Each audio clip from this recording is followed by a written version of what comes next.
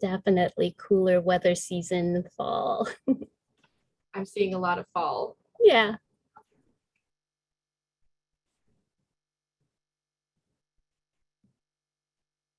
Today is really nice to garden. Yesterday was just too hot. Mm-hmm.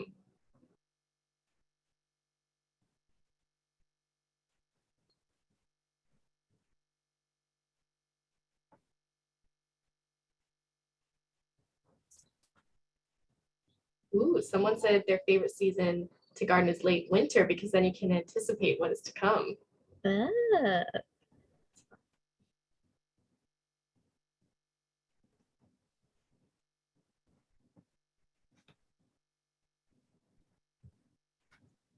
So let's give it another 30 seconds and then we'll start to keep on time.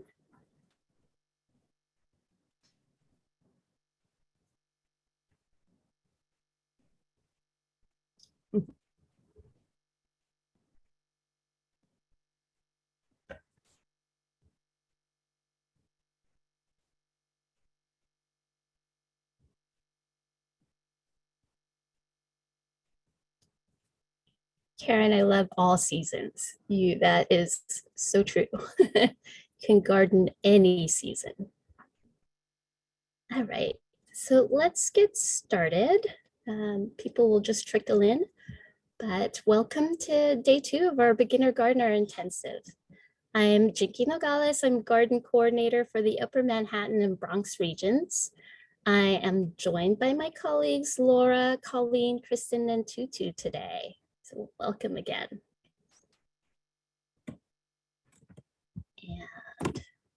And we are Grow NYC. We protect the environment through our conservation efforts and zero waste programs. We create green spaces in community and school gardens. We help people stay healthy through our food access programs, which many of you may be familiar with, the green markets, fresh food box, and farm stand sites. And lastly, we give opportunities to make a positive impact by providing children and adults meaningful interactions with their natural environment. Oops. There we go.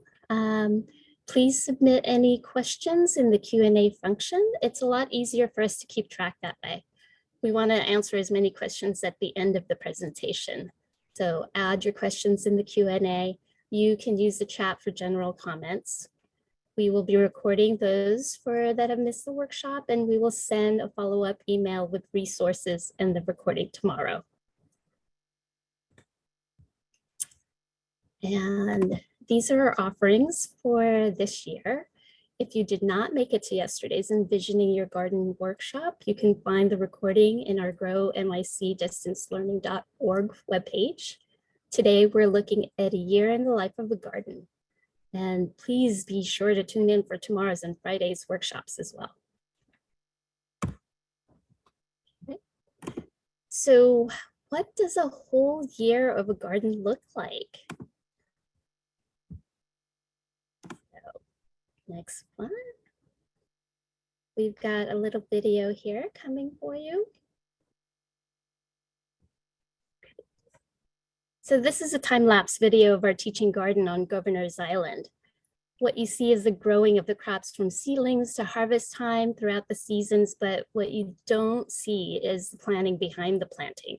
The selection of crops to plant, the watering scheduling, succession planting, seed saving, what to do with the harvest.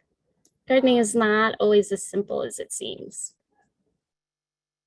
It's really nice to see the changes throughout the season.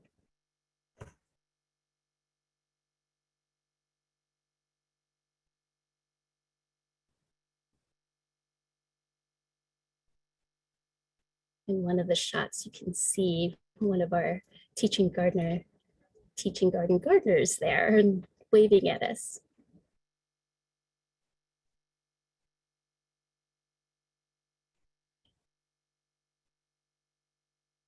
If you do get a chance, you can visit the teaching garden. It's open all year round.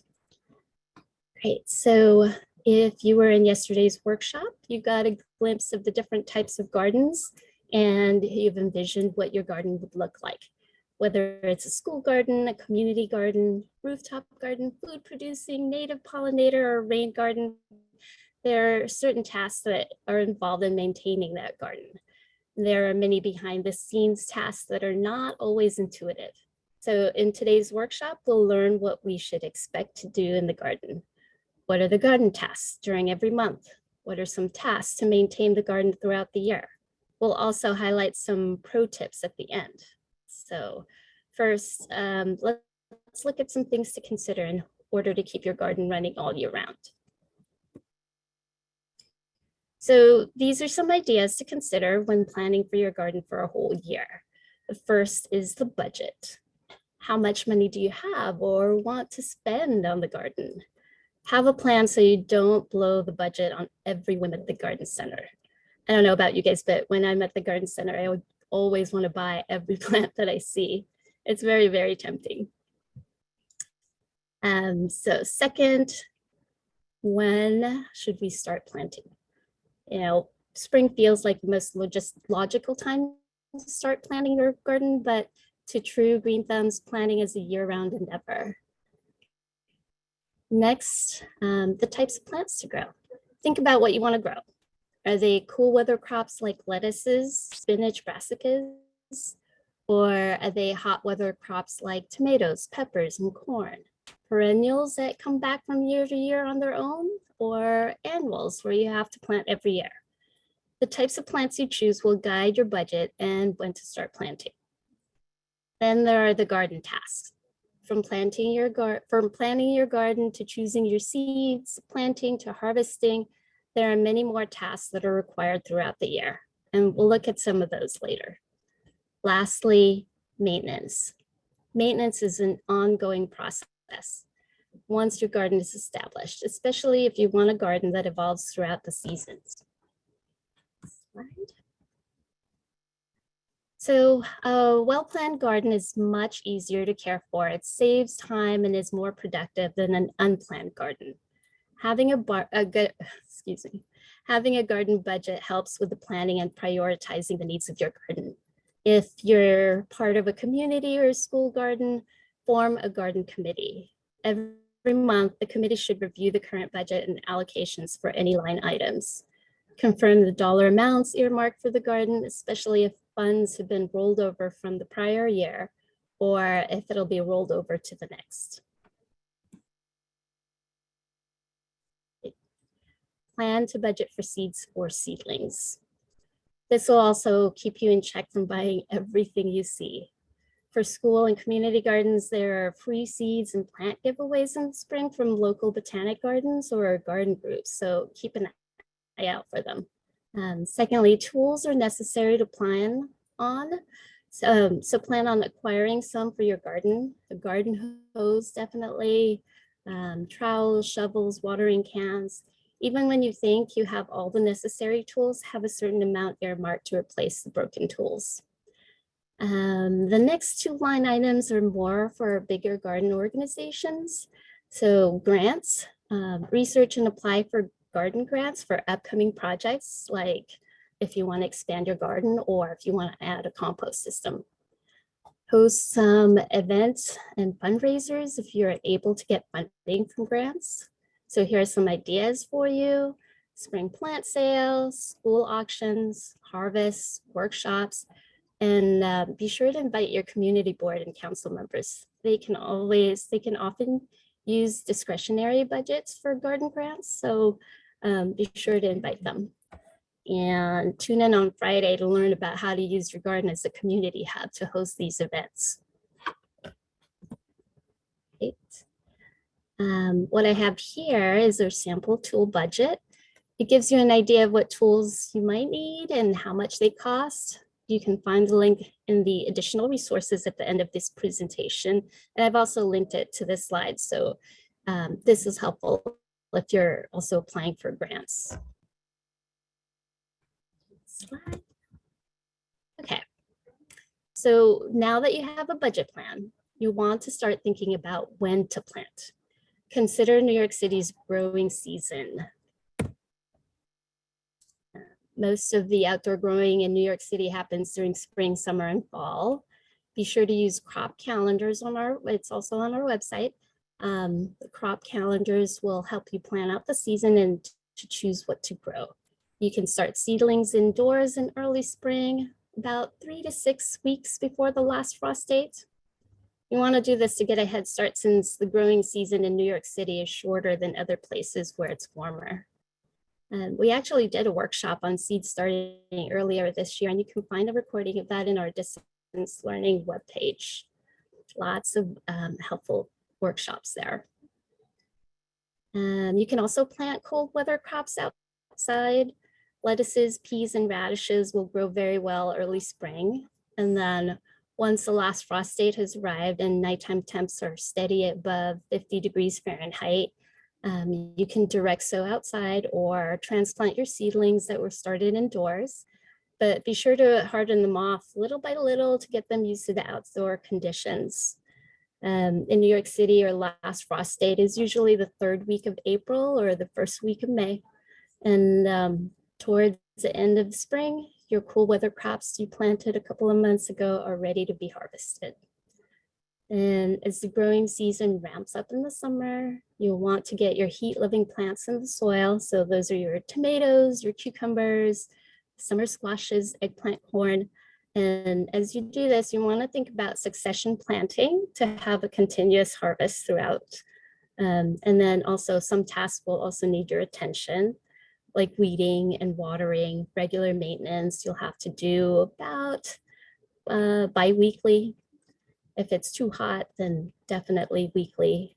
And then towards the fall, the cold weather comes in, you'll continue to maintain your garden tasks and harvest your summer bounty. There are certain frost tolerant crops that can be planted at this time, like leeks, collard greens, the brassicas, to name a few. Next slide. Okay. So another consideration is the type of plants that grow each season. You want to choose plants that grow well within our plant hardiness zone. You can look this up or for any area on the USDA website, and I've added the link at the additional resources. New York City, we are zone 7A and 7B. So there is no limit to what you can grow, but you want to know about the plant requirements. Like if your garden doesn't get full sun, you can find shade and tolerant plants. Fruit bearing and vegetable crops usually will require 6 to 8 hours of sun. So think about where you get the most sun for those plants. Next, you want to look into companion planting and intercropping to maximize your space. You can plant some quick turnaround plants like lettuces with the longer growing plants like eggplant in the same space. In that picture on the top right, you can see broccoli growing with eggplant and arugula. So it's great. You also want to choose plants that suits your container. Root veggies will need about 1 foot in depth to grow well. Kale, lettuces, and herbs will be fine in shallow planters. I thought the baskets with the herbs there are cute. And then seed packets. They're helpful because they'll tell you the age to maturity so that you know when to harvest. This will also allow you to plant in succession to have continuous harvests. You also want to consider watering needs of plants. If you don't have easy access to water, you can find drought resistant plants. So think about when to water and how much to water for the type of plant that you're trying to grow. And definitely match your garden space with realistic plants that will flourish there. We discussed the garden goals and site analysis in more depth during yesterday's Envisioning Your Garden workshop. So again, you can find the recording on our webpage. Okay. So at this point, we've figured out the costs of what we would need to start our garden. We know when to start planting, and we've chosen plants that will thrive in the space we have. Garden tasks can be specific to a certain month within a particular season. And we'll look in depth at what those tasks are for all 4 seasons, along with some gardening pro tips. Next slide. Great. Spring. So again, spring seems the logical time to start planting. It is a fresh start to your garden. You want to make way for the new growing season by cleaning out your garden beds and planters. The soil warms up and it becomes easier to dig in. If you planted cover crops, you can cut those down and till them into the soil. We call this green compost, and it adds nutrients back into the soil. So here's some pro tips for you. You want to plant evenly by dropping a string over the garden bed to mark the row where you want to plant. And it makes for a nice, neat, even row when your seedlings start growing. Secondly, get the spacing for planting right by setting up small markers. You can use plastic spoons or a painted stick to indicate where to plant each seedling. This is very, very helpful if you're working with kids too, because you don't want to have them just digging anywhere in your garden, in your planters. So the guides will help them. And last pro tip for spring, plant marigolds and nasturtiums, and those help with pest management. And another pro to that is they're edible. They're super delicious. Okay, next slide. Okay, so just to give you a taste of how much detailed work there is for each month in the spring, we put these together for you. I won't go through all of this, but you'll definitely have this resource in the follow-up email and the recording of the presentation. Next slide. So summer, with the frost well behind you, plants can now take hold in warmer ground conditions. It's the height of the growing season that gardeners wait for all year. However, summer has its own sets of conditions and factors that gardeners must consider when planning their seasonal gardens. The temperatures climb up and you must maintain a watering schedule to keep your plants happy. You want to water early in the day so leaves will have time to dry off to prevent mildew. And you'll want to add mulch to keep the soil from drying out as well. So that'll save you time for watering if you can't get to watering your plants right away. So adding some mulch will keep it moist and keeps it from drying out quickly. And lastly, add fertilizer to fruit producing crops and maintain weeding opportunistic plants at that time. Some pro tips, let some of your plants bolt to produce seeds. So you're letting it flower. The flowers are edible. So that's another treat. Save your seeds for sustainability. You can use them again next year. So you can save money from your budget from having to buy more seeds. Many weeds are edible also, or they can be medicinal plants. You can make weeding interesting by learning about the many uses for the plants spreading wild. You can make some dandelion iced tea. And last pro tip, transplanting is, it can distress plants. It's too hot for the roots in the plant. So if you're gonna transplant, it's a good idea to plant in the spring or the fall when it's cooler. Okay. And so here again is a detailed look at tasks for the summer months. And next slide. Okay. So as the days get shorter and the weather gets colder in the fall, some plants will begin to die even before there's frost. That's just the natural way of growing things. First frost for New York City is second week of November.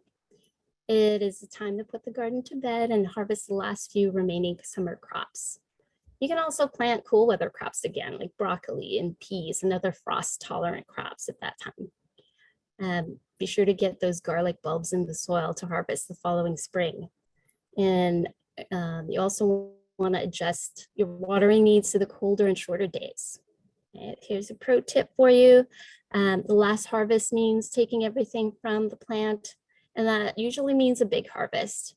You can preserve your harvest. You can pickle them, making some jams and other preserves, or you can make skin products with the excess herb oils and something fun to do. Great, next slide. So this is what the fall months look like. Still a lot of garden tasks to be done. And next slide. So now we're at our winter months. Winter gardening is more about maintenance and care than actual planting. That's because the soil hardens. It makes it difficult for roots to absorb the right amount of nutrients they need. And winter is usually a time for focusing on protecting your garden so you can have a more enjoyable spring gardening season. This is the time also for garden dreaming and planning, taking note of what worked and what needed tweaking this past growing season. It's about learning, and so keep trying every year. Pro tip, add mulch or put up row covers to manage the soil temperature and to protect your garden bed over the winter. Second pro tip, order seeds early as new varieties will sell out quickly. And next slide is the tasks for the winter months. There are definitely less garden tasks during the winter, but if you have plants in pots, you can bring them indoors and you can continue gardening with them. You want to add some nutrients to the soil like fresh compost or compost tea. Next slide. Okay, so maintenance. Some gardens require a little maintenance, some are higher, and we'll look at some maintenance tasks that happen all year long.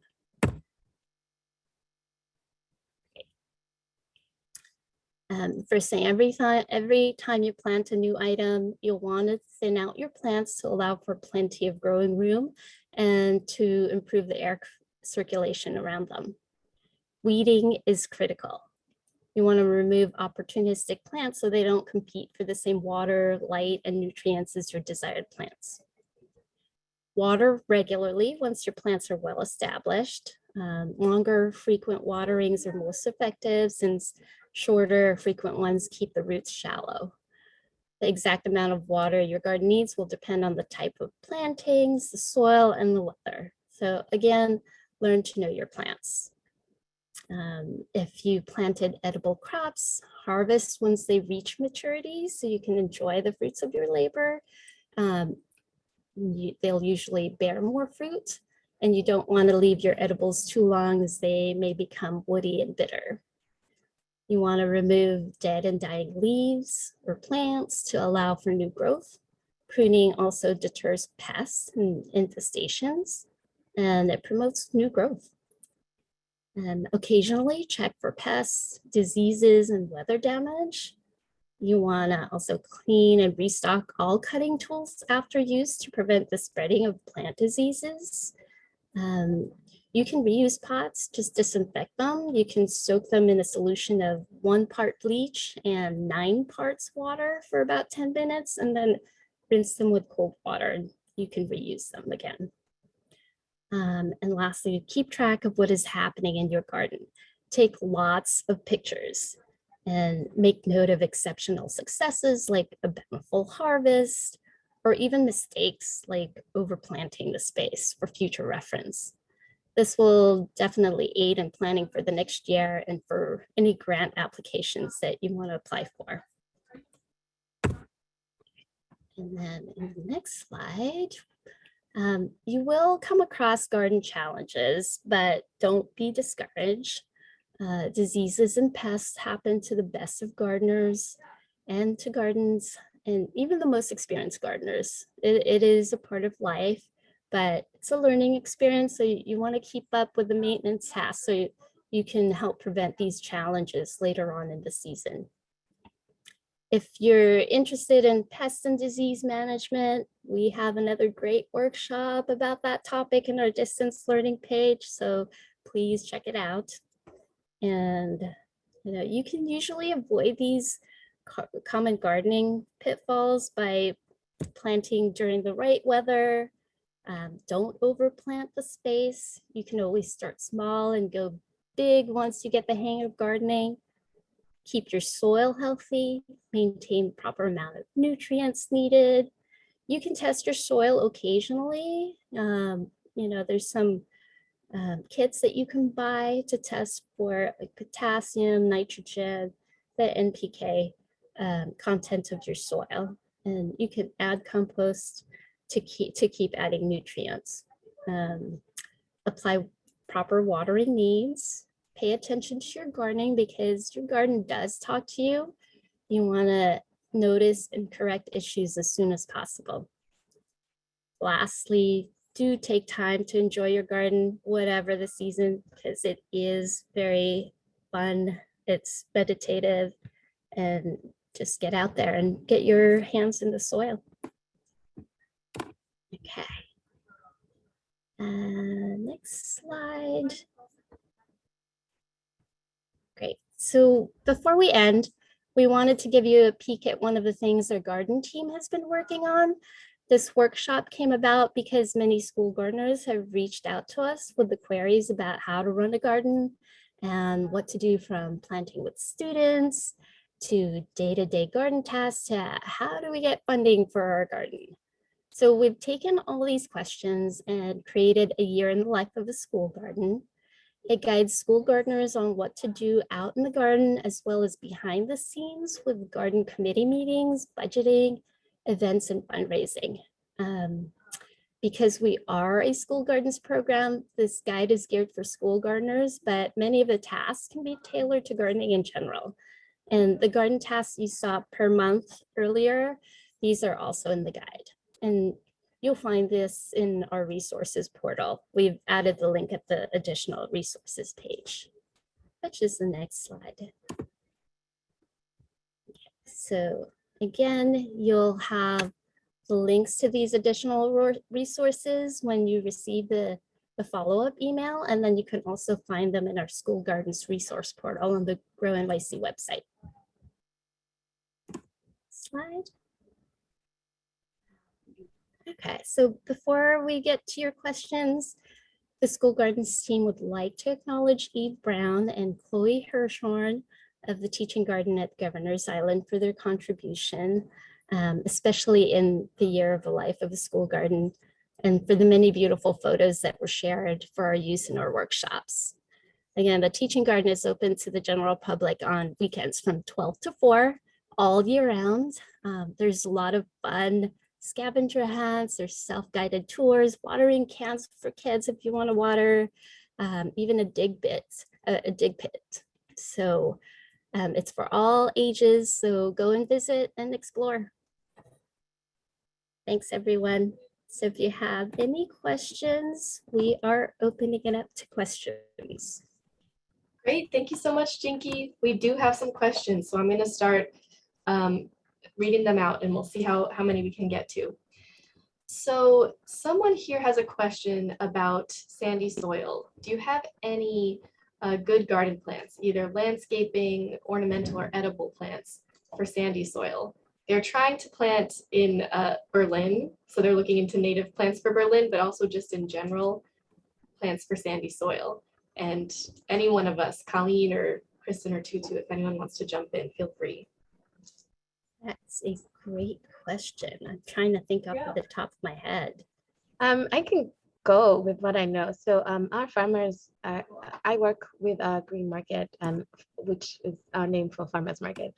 So most of our farmers who come out from Long Island have a lot of sandy soil, and they tend to grow almost the same things that I see other farmers growing. So everything from like carrots, things with bulbs.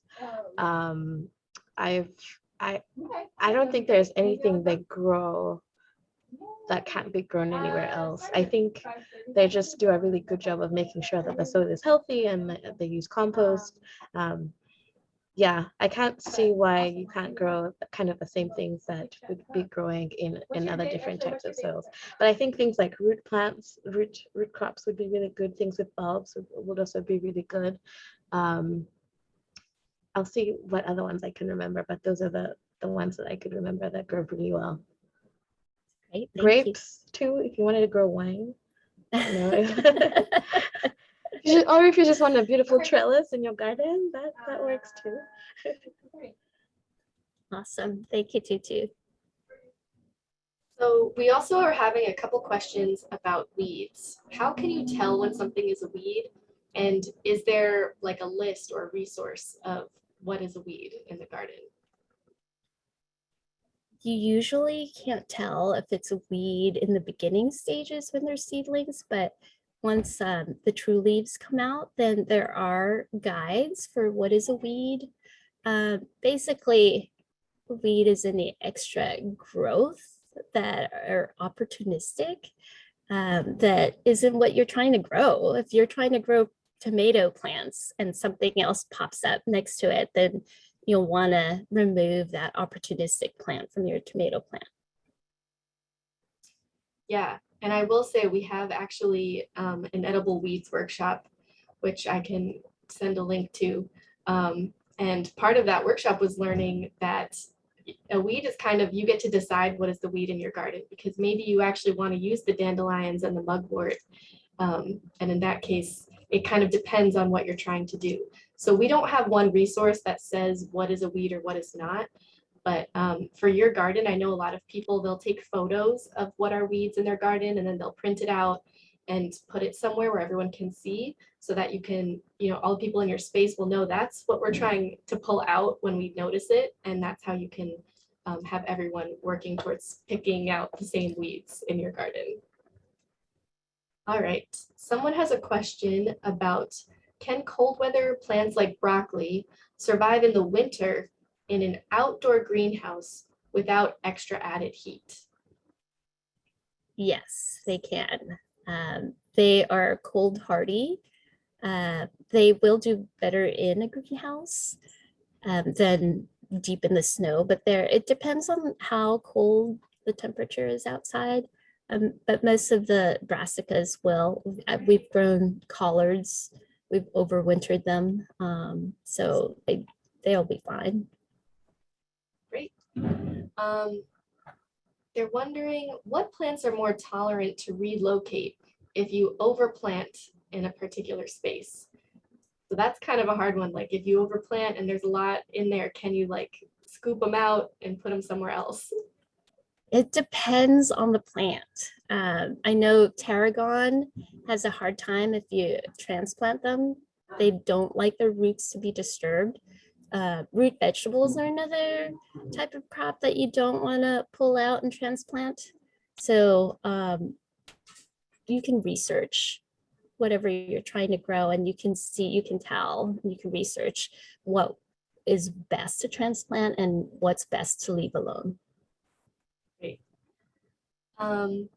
Someone wants to start a wildflower bed on their roof. Is it too late at this point in the season to scatter seeds in the soil? And they're also wondering, is that even the best way to plant the wildflowers, or do you need to germinate them first and then transplant? It's never too late. It's great to start them now. And for wildflowers, you can freely sprinkle the seeds into the soil. It's actually best that way. Poppies, for example, is another type of flower that doesn't like their roots to be disturbed, and they don't do well transplanting. So spread them out, spread the wildflowers. Great. They're great for our pollinators. We need them. Yes, I agree. Yeah.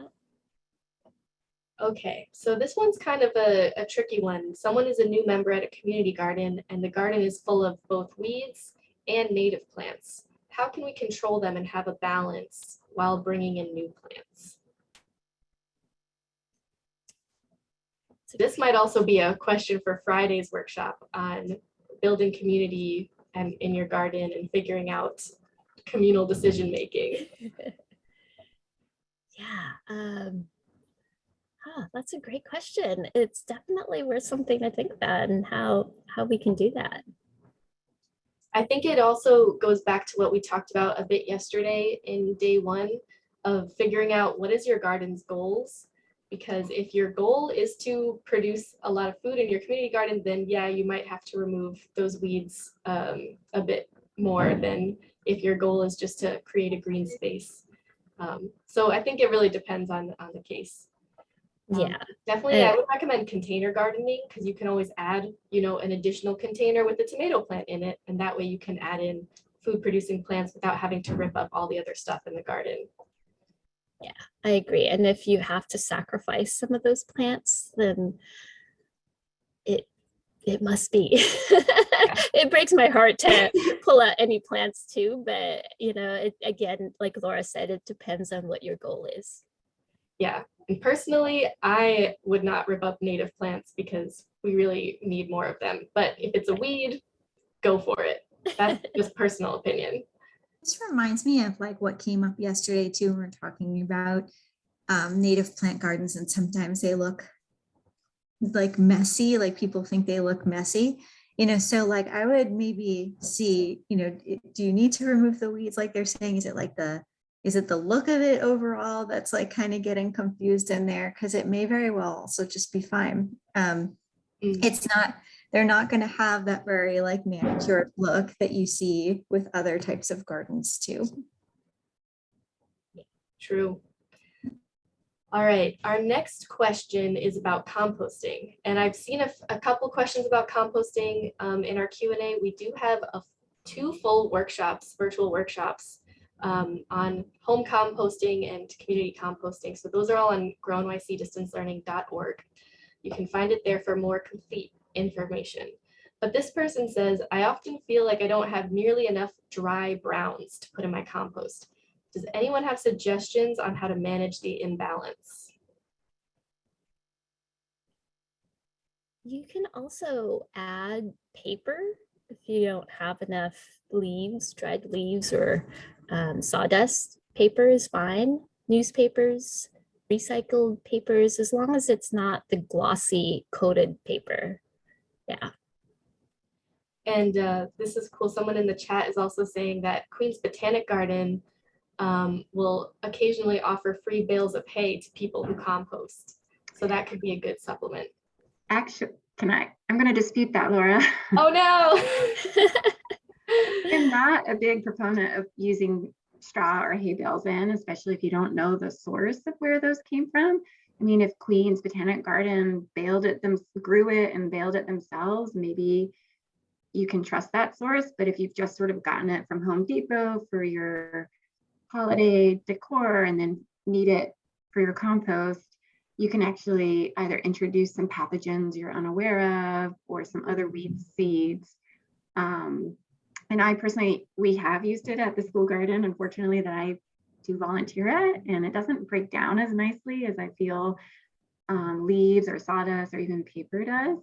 But Queen's Botanic Garden will deliver browns to you. I don't know if they have a boundary in the city of where they deliver, but you can request browns delivery, especially to community gardens and school gardens. I don't know exactly how much you get in that. You can also inquire at coffee shops.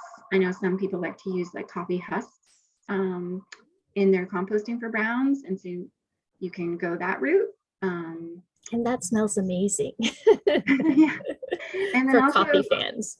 if you can hook up with a carpentry shop, wood shop, you can ask them for their shavings. That's exactly what our garden's doing at the moment with some carpenters we know. And they will we don't accept anything with walnut shavings. So they actually make different piles for us. Because walnut can stick around a little bit and inhibit future growth seasons later. But that's how you can do it. Colleen, there's a follow-up question for you in the chat about whether you've used the mulch from Greenwood. Yeah. And if you would recommend that. Not for composting, I would not. Well, not for compost. Okay. Just in general for mulch. It's very thick wood chips. It's not your fine ground mulch that you would kind of get from a bag from a local garden center that you would maybe want to put on a garden bed. It's very thick wood chips, like I mentioned. So we use it at the school garden to cover big swaths of area, like the pathway the students take from the little outdoor seating nook to the edible beds and backways, but we don't use it as actual mulch on our planting beds. But we do use our extra hay bales as mulch through the winter. And a clarification, when you mentioned the coffee husks, someone's asking, do coffee grounds count as browns or greens? And I believe those are greens, right? Those are greens. Yeah, so it's the husks that are dry that count as the browns. Yeah. So that's like something special you could ask your local coffee shop if they happen to have those that they're just throwing away. Or like a roaster, a specific roaster, yes. Yeah. Like, what is it, Brooklyn Roasting Company? Mhm. I don't drink them anymore, but I know in Dumbo they used to have their spot that you could, I think they're also in the Navy Yard. I know other folks have had luck getting their husks from them after the roasting process. Great. All right, that was a quick detour into composting. We've done a couple of workshops on that. So hopefully, if you all don't know what we're talking about with the greens and the browns and all of that, definitely check out the full workshop on it because we get into it. And I think I saw Tutu posted it in the chat. So our next question is about native plant selection, hoping for a database that has robust filtering and sorting, such as plant height, sowing season, etc. I can actually speak to that one. I love the native plant finder tool on National Wildlife Federation. So that's nwf.org. And if you look there, they have a really great way. You can filter by your region and your climate, and they have all the info, even ways to ensure you have consistent blooms and throughout the season. So that's my top recommendation. Okay, this is a great question, and it's about, since students will be on summer break during perhaps the ideal gardening season, do you have any additional suggestions or good resources for gardening indoors or gardening during fall and winter months? For resources. I mean, the obvious one is the year in the life of a school garden, Yeah. which we posted the link to and we'll send in the follow-up email. But Jinky, do you want to speak to some of the things you do in the winter months to keep summer and winter to keep students engaged with gardening? For if they can get to the school garden, sometimes the schools are open. If you are part of the garden committee or your parents are part of the garden committee, bring the kids along. So that way they can help water, they can see how their plants are growing, and they will take such pride in that. If they can't get to their school garden, they can always try Windowsill Planters, and that's great for them. Plant some herbs. As long as they get a lot of light in the windowsill, that's a perfect gardening experience for little ones over the summer and even in the winter. That's, they can try growing microgreens. It's always fun, and they can eat it too. I also know curriculum in the winter months, especially at my children's school, they've also, maybe not doing active gardening, but that's when they do lessons, especially on the importance of fungi in the forest or in the garden, just letting the students learn about different organisms that are in the garden that we might not think of as important. They've actually used, and then even talking about monarch butterflies, they've done sort of the water cycle. So they've kind of danced a lot around gardening topics, even if they're not physically growing. And so that the students, when they go back in the spring or when they return to the fall, they know more of the full picture, I guess is what I'm saying, rather than just planting a seed and watching it grow. Yeah, Kara mentioned hydroponics. Definitely, that's all indoor growing. And kids can start seedlings to plant for the spring, so that can be started sometime in the winter. It's a great gardening activity for them. So lots of ideas. Yeah, and even getting students involved in the planning of the garden. Mhm. So that doesn't have to be done by adults. That can be something to do with students as well. Okay, so this is a roof gardening question. Are there any considerations to make in terms of drainage on a roof garden and also roof damage? Yeah, you want to think about weight bearing also. If your whatever your container is, if they're too heavy, then you don't want it falling through the roof. Drainage, I would definitely check the the building manager, if you're the building manager, or you want to make sure there's enough drainage, then like a pipe going down so that it drains instead of collecting and your roof won't get damaged. Yeah, I think this question also really depends on like the size of your roof garden. If you are just having some pots, up there, some small containers, and it's a finished roof or a deck roof that is meant to handle a lot of water anyways, you probably don't have to do anything special. If you're trying to start like a or if you're trying to start a school garden on a rooftop, there's a lot more considerations, a lot more red tape. So it really kind of depends on what kind of roof you're working with and if it's going to be at home or something that's open to the public. I would also recommend, Lori touched upon it, like the finished roof, even if you don't have like decking on it, before you put pots on it, you can, buy those tiles or wood decking. I would not really recommend putting pots straight on your roofing membrane, because whether you scratch it or whatnot or nick it as you move your pots around, you can actually damage the roof membrane, and then that starts to create a whole cascade of issues for drainage. All right, and another question about water in a different direction. Do you have any suggestions on watering methods?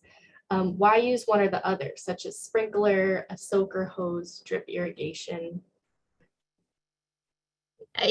Again, I think it would depend on your watering needs. In another workshop, we talked about these sub-irrigated planters. Those are great if you want to have strong roots, if you're growing root vegetables, and it also helps with if you can't water on a daily basis. So maybe every other day there's a reservoir at the bottom of the container so that your plants can access water that way. Drip irrigation, sometimes it's costlier to set that up, but it's great if you have the schedule. It helps with scheduling watering for that, but again, sometimes it can get expensive. Top watering, it depends on how often you water, what your plant requirements are, weather conditions. So it's just a lot of factors that you want to think about when you're watering. I will say sprinklers waste a lot of water. So that's not something we generally recommend unless you like have to.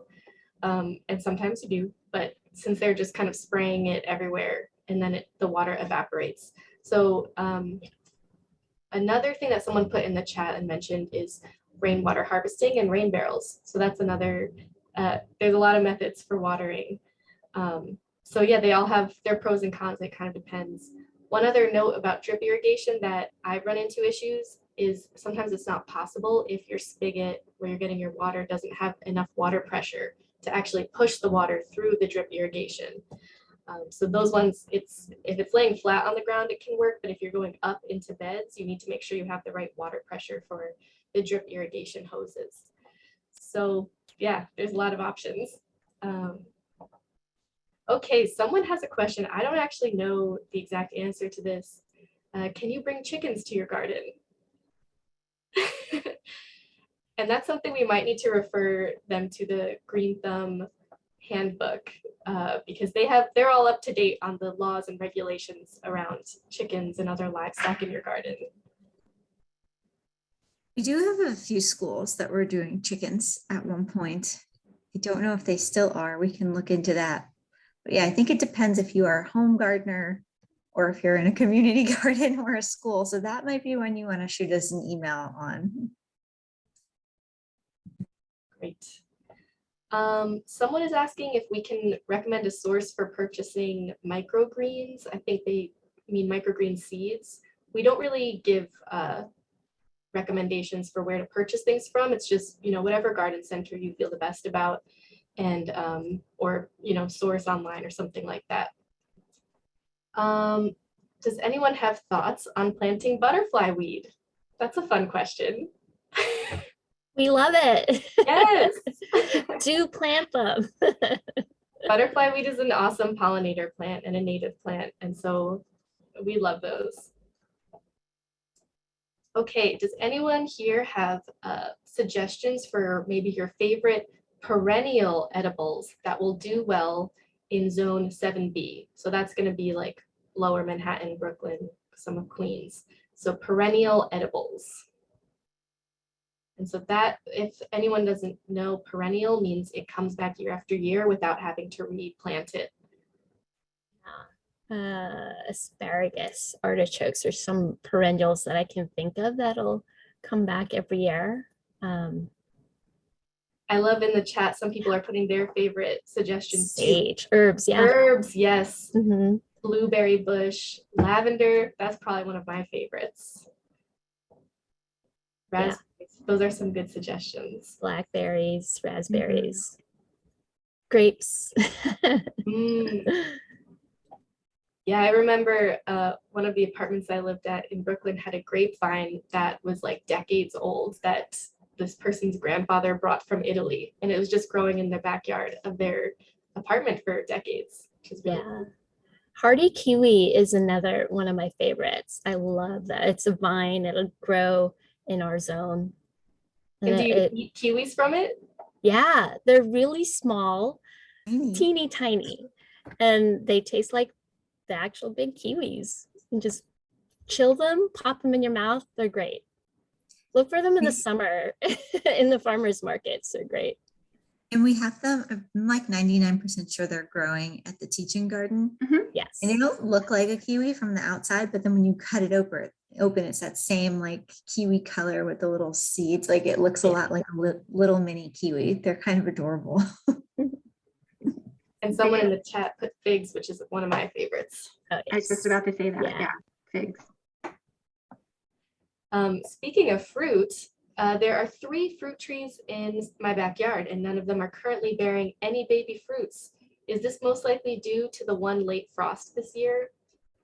And if someone could put in the chat our fruit tree care workshop, that might help this person. It could be that you need to prune them. That might be one source as to why. It could also, if they're flowering, it could be that you're not getting enough pollination. Those are off the top of my head. That's what I can think of. Yeah, there can be a lot of reasons for fruit trees not producing. So definitely check out our workshop on it, because we had a special guest giving us all of these reasons as to what you need and all the different needs for fruit trees in order to bear fruit. So I see Tutu just put that in the chat. Thank you very much. Okay, let's keep it going. Does anyone have tips on propagating a fig tree? I love all these fruit questions. It's making me want it to be late summer already. Have no clue how to do that. We have a fig tree in one of the schools that I work with, and I was like, ooh, I wonder if I can propagate and get more fig trees. Great Yeah, I've heard question. of people taking cuttings and then doing something to them in order to propagate it. Someone in the chat, Joanne is saying they took a cutting and put it in water until it showed roots. So it could really be that simple. That's really cool. I'm gonna try it. Okay, so is there a concern with rainwater collection and rainwater harvesting for mosquito growth, since mosquitoes grow in water? Yeah, most definitely. I think you want to keep your barrel covered. Definitely covering to prevent them from flying in and getting their eggs laid on the water. Yep. And I've heard that mosquitoes breed and it takes like 3 days for the larva to hatch or something. So that's why you don't want to have standing water in your garden for more than 3 days at a time. So even if you have like a little bird bath or you have pots that have shallow holes, you want to like make sure every few days you're dumping out that water to make sure you're not encouraging mosquito growth. And people are adding in the chat, like disturbing the water is actually helpful too, like stirring it just so that it's not sitting there stagnant. Or there's those, I believe they're natural mosquito dunks. They're like floats that go on the top. And Laura, are you smiling because you're like, oh no, I know something about mosquito dunks? No, I'm smiling because I saw someone suggested putting goldfish in the rainbow. Yeah. I've never heard of that. Wow, I'm so surprised. That's so cool. Yeah, just you want to disturb the water and keep it because they can breed in, I learned this, like as much as like a bottle cap of water. That's all they need to breed, which is terrifying. So yeah. Great. Someone asked a great question. This might actually be a good crowdsourcing question too for people who are tuning in. Does anyone know of local seed sharing groups in New York City? I know the Brooklyn Public Library had one at one point. I'm not sure how active it is right now, but they did have one. And I do also know my local community garden, we have a little mailbox and people can just put seeds in there and take seeds as they want. So maybe just your community garden would have things like that. Yeah, and sometimes depending on the district, there's like garden trains and they might have some seed sharing activities going on. Someone in the chat is saying their community garden at East 4th Street has a little seed library where you can take or leave as well. I'm also putting a couple of links to a few local seed saving spaces that we have in a curriculum that we're building. Awesome, Tutu, thank you. So we have a couple more minutes left. If you have other questions or we didn't get to your questions, please email us at schoolgardens@grownyc.org. And Colleen, do you want to put up that email address on the slide so people can, we'll also be emailing you, so you'll see it. Someone else in the chat just said Queens Library just started a seed program, which is cool. So you can check out from certain branches. And yeah, it seems like it's kind of just, there's little pockets here and there. So we have one more question, I guess time for one more. And this one's a little unrelated, but if you wanted to do aquaponics, how would you start? Oh. I don't know. I would contact a company that would do it. Yeah, I would actually go to the teaching garden on Governor's Island. that's right. They We do have one an there. aquaponics there. There's another one I think I've Oka? heard of. Oko Farms, if you're in Oko Brooklyn, Farms. Yes. Oko Farms is a good place. They have And volunteer days throughout the Yeah. month. That's a good place to start. And they also have Oko Farms I've seen on YouTube. They have tutorials on how they do their aquaponic setups. They also have a whole training session occasionally through the year. Great, cool. Mhm. All right, so I think we got to most of the questions for today, but you know you can always reach out to us at schoolgardens@grownyc.org. It was great to see everyone's enthusiasm in the chat, and I learned some new things today too, so this was great. Tomorrow we have another workshop at 4 p.m.